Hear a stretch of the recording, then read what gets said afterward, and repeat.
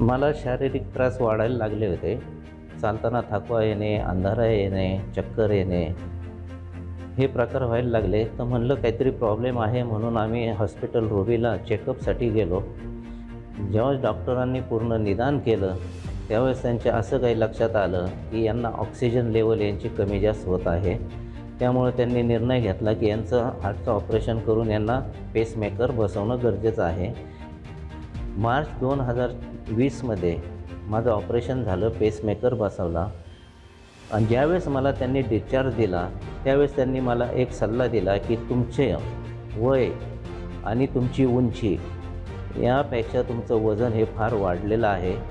तुम्हाला वजनावरती नियंत्रण आणणं महत्त्वाचं आहे. जर तुम्ही नियंत्रण त्याच्यावर नाही आणलं तर तुम्हाला शारीरिक त्रास तर हे होत राहणार आहेत. त्यामुळं मी 2020पासून तर 2023पर्यंत मी बराचसा प्रयत्न केला.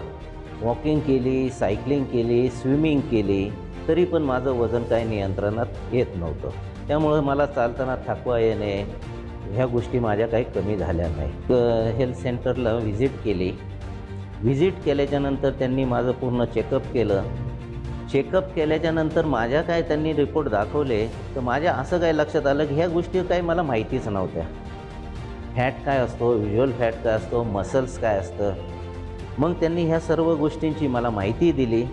मग माझ्या असं लक्षात आलं की हे आपण आपला जे काही दिनचर्या आहे यामुळंच आपल्याला ह्या गोष्टी माहिती नव्हत्या.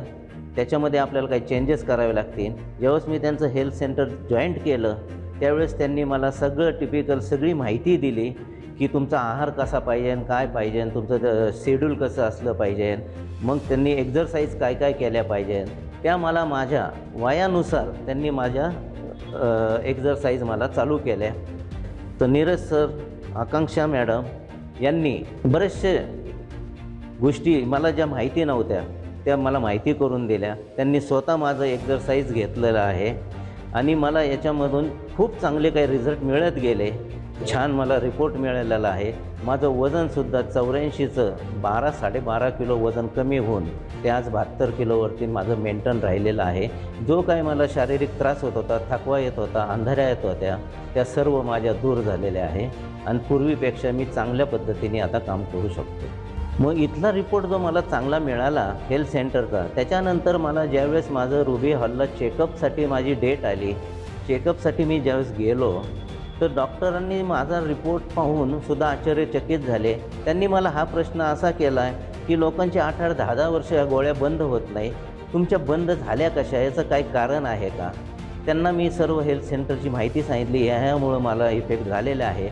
मला त्या डॉक्टरांनी रक्त पातळ होण्याची गोळी, किडनीची गोळी, ब्लड प्रेशरची गोळी आणि झोपीची गोळी अशा 4 गोळ्या मला कंटिन्यू केल्या होत्या. त्यातल्या माझ्या 3 गोळ्या बंद होऊन फक्त मी आज रक्त पातळ होण्याची गोळी रेग्युलर घेत आहे. मी आभारी आहे नीरज सर, आकांक्षा मॅडम यांचे.